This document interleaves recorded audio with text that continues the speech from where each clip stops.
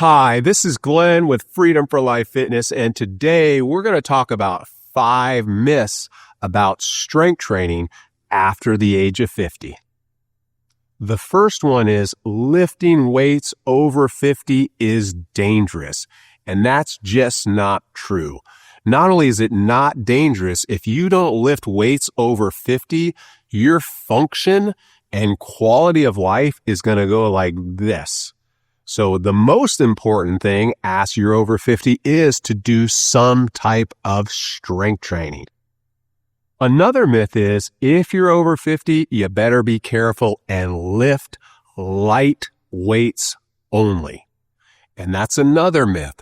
While I'm not saying you should try to set a world record in the bench press, I am saying we need to tax our body with moderately heavy loads at times. Now, we don't want to just what I call willy-nilly and lift real quick and out of control, but lifting with moderately heavy weights under control is a great idea if you're over 50. Another myth is all high-impact activities are bad for you if you're over 50. In general, that's not true, so I would say that's false. Now, there is some nuance, and we can't just go out and run 10 miles when our body's not used to it, or all of a sudden start doing all these box jumps and jump ropes and things like that. So there is some stipulation, so it's a false statement, but we don't want to just go crazy and have a green light. We want to progress slowly. If you're doing something like a box jump, that's where you jump up on a box. I recommend if you're over 50, you jump up and step down. Because if you jump down from that box, there's going to be significantly more stress on your body than the jumping up portion.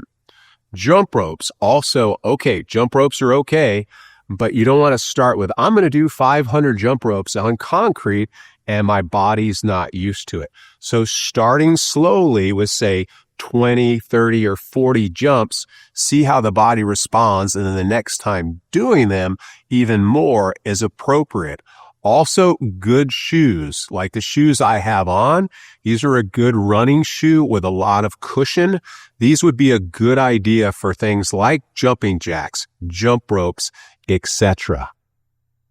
Another reason we want to do high impact activity is it helps with bone mass. And bone mass, as you know, goes down as we age. So not jumping can actually be detrimental for bone mass.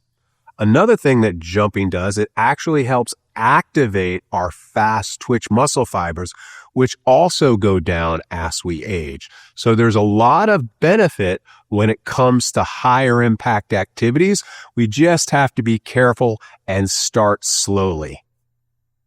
Okay, myth number 4. Cardio is all I need for fitness when I'm over 40. Again, that's wrong.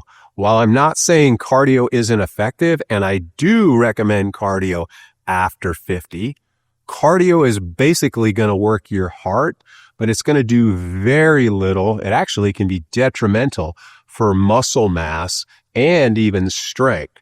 So while cardio, yes, strength training is even more important, because if you just do cardio, you try to do activities of daily living, like picking up a box, moving a couch, etc., you're more likely to get hurt and you might not even be able to do it. So cardio is good, but it is not the only type of exercise we should do after 50. Okay, and the last myth that I want to cover today is exercise needs to be intense.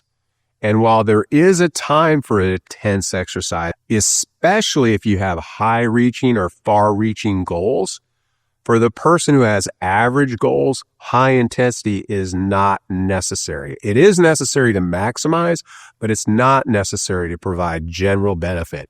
So for example, when it comes to cardio, you could do zone 2, which is low to moderate intensity exercise, and get a lot of the benefits that you're able to achieve through cardio training. Also, when it comes to strength training, you may have heard the term going to failure, While sometimes going to failure can be helpful for maximizing improvements, as long as you're pushing yourself and you have maybe 1, 2, or 3 reps in reserve, you're going to be benefiting and getting most of the benefit that you would get if you did go to failure. So you don't need to go to failure, and exercise does not always need to be intense when you're over 50. So those are some myths that we find about over 50 health and fitness training. This is Glenn, and I'll see you next time.